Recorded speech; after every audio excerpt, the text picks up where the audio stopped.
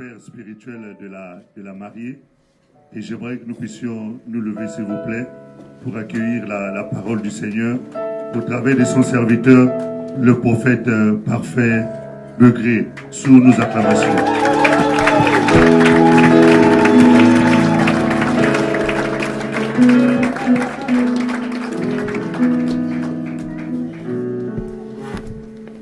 Que Dieu vous bénisse. Avant de passer aux civilités, je voudrais qu'on lève simplement les deux mains levées vers le ciel et qu'on rende grâce au Seigneur pour ce moment qui nous réunit. Seigneur, tu peux lever la voix avec moi pour dire Seigneur, merci pour ce moment que tu permets. Nous voulons te bénir, Seigneur. Nous voulons te dire merci parce que tu es l'auteur de ce programme. Aujourd'hui, nous sommes là pour célébrer d'une manière spirituelle l'union de tes enfants et nous sommes dans la joie d'être dans ta présence. Prends le contrôle de ce moment, Saint-Esprit de Dieu, mets les mots qu'il faut dans ma bouche afin d'apporter tes conseils à toi, Seigneur. Car c'est ta parole qui restaure, c'est ta parole qui transforme. C'est ta parole qui donne la direction et nous voulons la célébrer pleinement ce soir pour la seule gloire de ton nom, au nom de Jésus-Christ. Amen. Amen. Asseyez-vous s'il vous plaît, que Dieu vous bénisse.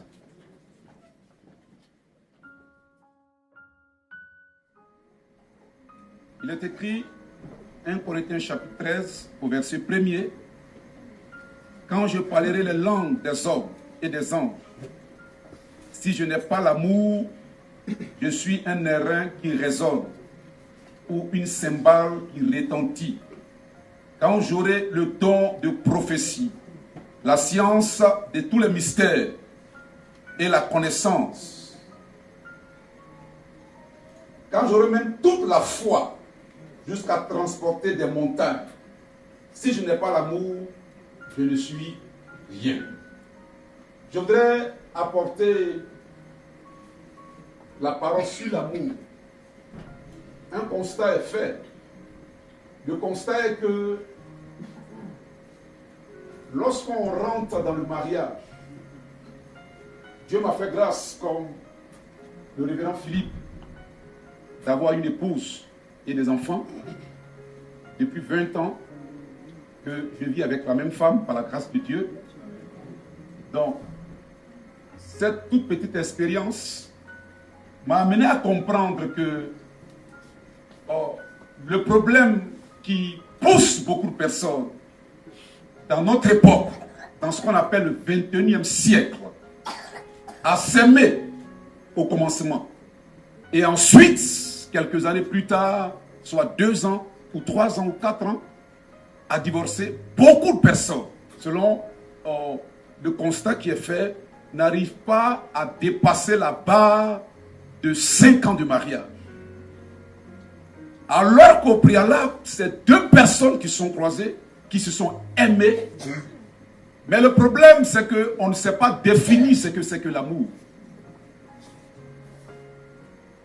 Il y a la définition qu'on donne de l'amour selon les critères ou la philosophie de ce monde. Mais lorsqu'on fait référence à la parole de Dieu, la Bible nous définit 3 sortes d'amour. Je vous donne un exemple. Lorsque un homme veut dire à sa femme, manifester ses sentiments vis-à-vis de sa femme, il dit en français, je t'aime. Lorsqu'un fils veut dire à sa mère, manifester ses sentiments vis-à-vis de sa mère, il dit maman, je t'aime. Donc en français, on n'a qu'un seul mot qui définit l'amour. Mais lorsqu'on fait référence à la parole de Dieu, la Bible nous dit dans le langage grec qu'il y a 3 sortes d'amour. Il faut comprendre ces 3 éléments pour pouvoir avoir un foyer durable. Parce que tous ceux qui ont créé quelque chose ont toujours donné une notice Par rapport à la notice, tu sauras comment fonctionne ton portable ou profiter des fonctions de ton portable ou de ta voiture. Parce que tu peux avoir une voiture, il y a plusieurs options, mais si tu ne sais pas comment utiliser les options, tu ne vas pas profiter pleinement de la voiture. Le mariage est créé par Dieu. Ce n'est pas un homme qui a institué le mariage. Ce n'est pas un savant ou un scientifique, mais c'est Dieu. Alors que Dieu qui a institué le mariage nous dit qu'il y a 3 sortes d'amour. Et parmi les 3 sortes d'amour, il y en a un qu'il faut développer dans le couple. C'est ce qui va faire que un homme et une femme peuvent aller jusqu'à plus de 20 ans, 30 ans, 40 ans du mariage. Alléluia. L'amour éros est défini comme l'attirance physique. 2 personnes se voient, ils apprennent à s'aimer et puis ils décident de se marier. Sans savoir qu'il y a un type d'amour qu'il faut développer dans le foyer. Ils rentrent avec la pensée d'Eros. Eros, c'est l'attirance physique. Eros, c'est profiter l'un de l'autre. Mais ça ne s'arrête pas là. À un moment donné, tu comprends qu'au fait, ce qui t'avait attiré premièrement chez l'homme ou chez la femme, tu as profité pendant 2 ans et après. Parce que l'amour, Eros, c'est un amour qui ne s'est pas donné. Et c'est ce qui crée le problème beaucoup dans le couple. Parce que quand quelqu'un a la pensée et il voit sa femme comme celle qui peut satisfaire ses désirs sexuels, et c'est quand il a besoin de sa femme qu'il s'approche d'elle, ou qu'il commence à lui faire des cadeaux, vice versa bien sûr. Ce genre d'amour crée des frustrations et des déceptions. Parce que si c'est par rapport à la beauté de la femme que tu l'as épousée, on ne sait jamais. L'homme ne peut pas prévoir sa destinée. Et si quelque chose arrive et que sa beauté perd un peu de sa valeur, qu'est-ce qui se passe? Il peut y avoir un accident. Il peut y avoir beaucoup de choses qui peuvent rentrer en ligne de compte. Donc, si vous vous mariez sur la base de l'attirance Eros, tu ne te retrouveras plus en l'homme que tu as épousé ou en la femme que tu as épousée et tu vas chercher ailleurs. Oh! Vous êtes promis fidélité. Donc l'amour Eros, c'est cet amour-là que si le chef des 0 à 10, 6 personnes développent. Ce qui fait qu'il y a beaucoup de déceptions. Beaucoup de déceptions et beaucoup de divorces. Mon souhait, c'est que le couple Meda et Chelsea ne connaissent pas ce genre d'amour. Qu'ils aillent encore plus loin. Jusqu'à arriver à la deuxième étape de l'amour, qui est l'amour filial. L'amour filial, c'est la deuxième étape, mais ça ne suffit pas. Parce que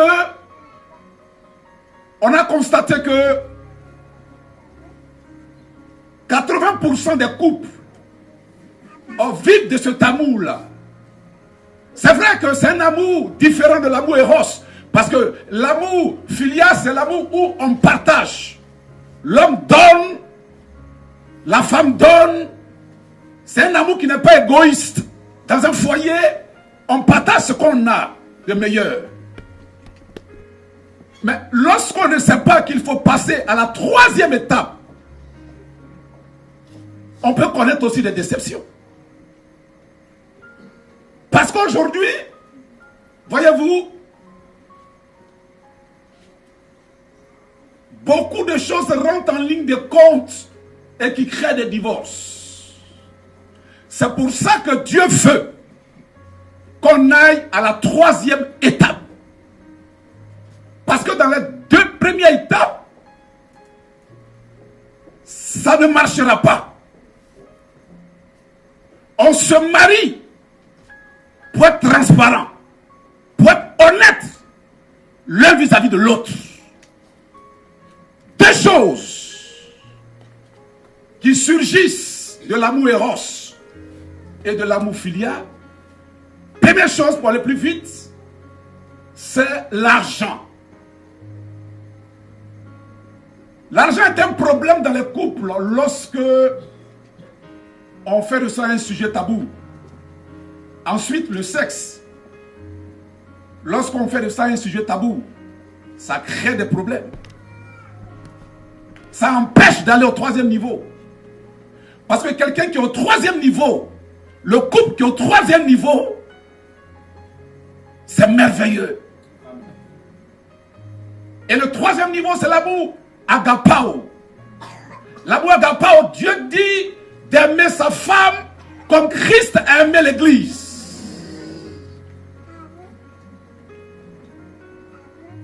Et la femme aussi doit faire de même.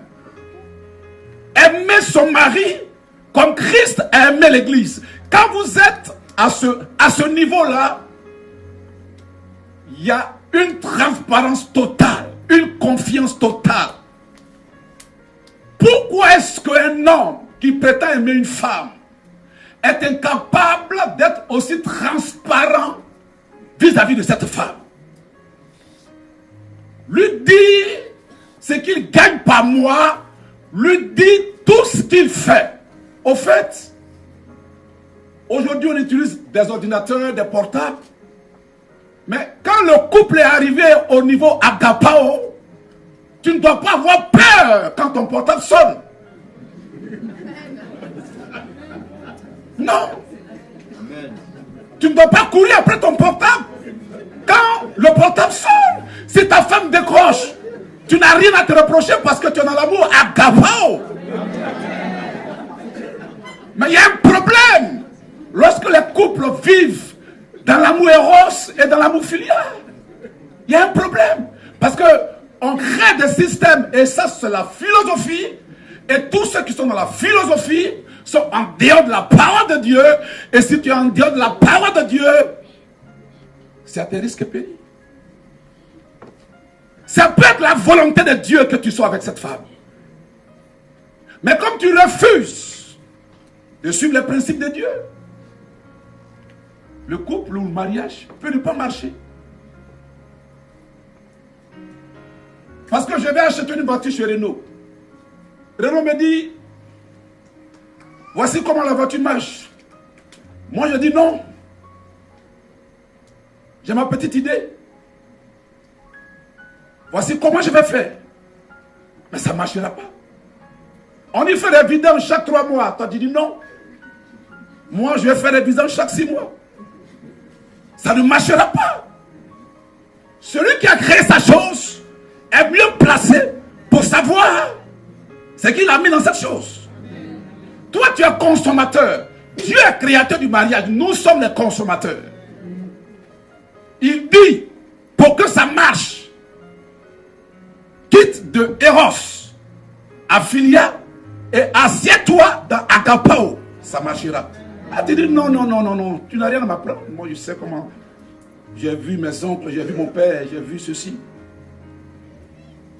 J'ai ma petite expérience. Et beaucoup sont déçus. Des couples sont brisés parce qu'on refuse de suivre la parole de Dieu.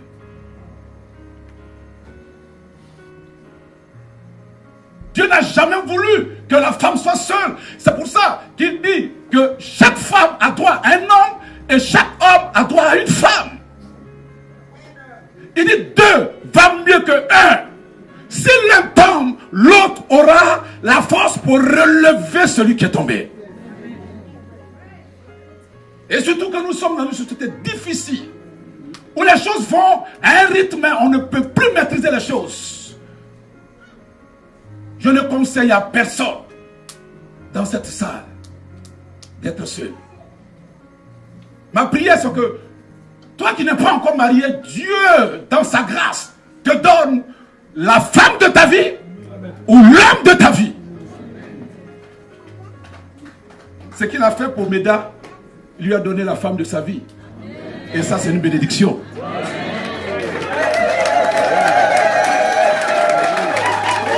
Alléluia.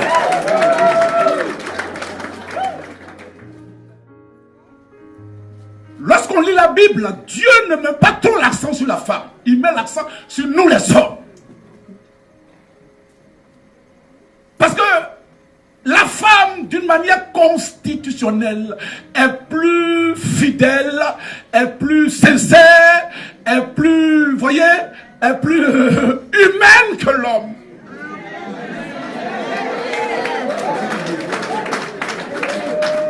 Et c'est ce qui est la vérité, c'est ce que la Bible dit. C'est pour cette raison que c'est sur nous les hommes que Dieu met l'accent.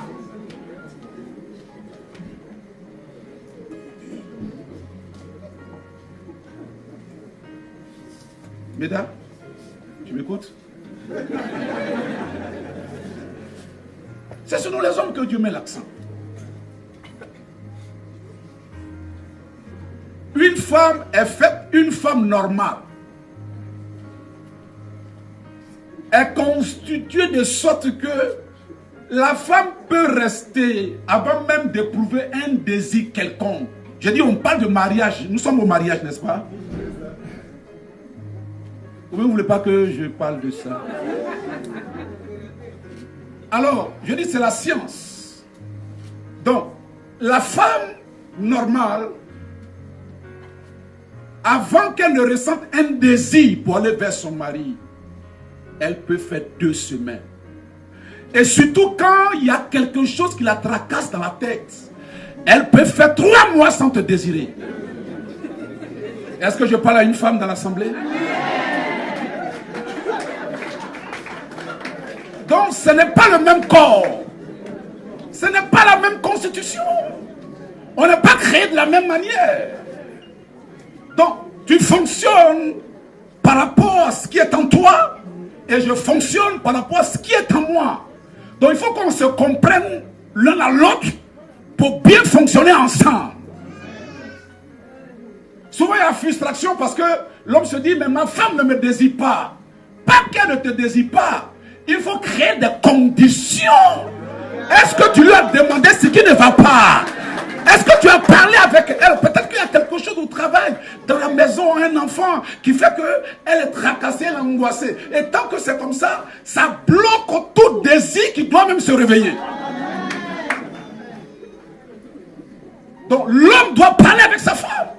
C'est pour ça que dans ce domaine du sexe, c'est la communication. L'homme doit être un diplomate. Ta diplomatie, ce n'est pas forcément le travail, gagner beaucoup d'argent. Tu gagnes beaucoup d'argent, puis ça ne va pas à la maison.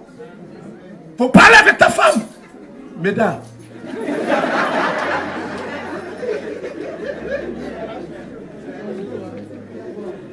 Il faut parler avec ta femme. Quand ce qui la tracasse, la barrière est levée, mais tu vas voir qu'elle va te désirer. Parce que tant qu'elle ne te désire pas, il aura frustration. Parce qu'elle ne te donnera pas le meilleur d'elle-même. Et je vous dis, ça crée beaucoup de frustration. Beaucoup de frustration. Que le Dieu du révérend Philippe vous bénisse. Et que quelqu'un qui est venu ici avec un problème de foyer, qui retourne avec la solution au nom de Jésus-Christ. Qu'il soit béni et restauré dans son couple. Et que Dieu exauce tes prières. Tu demandes un homme, tu demandes une femme, que Dieu t'exauce. Tu pries pour que tes enfants se marient. Que Dieu t'exauce au nom de Jésus-Christ. Acclamons très fort le Seigneur. Amen. Amen.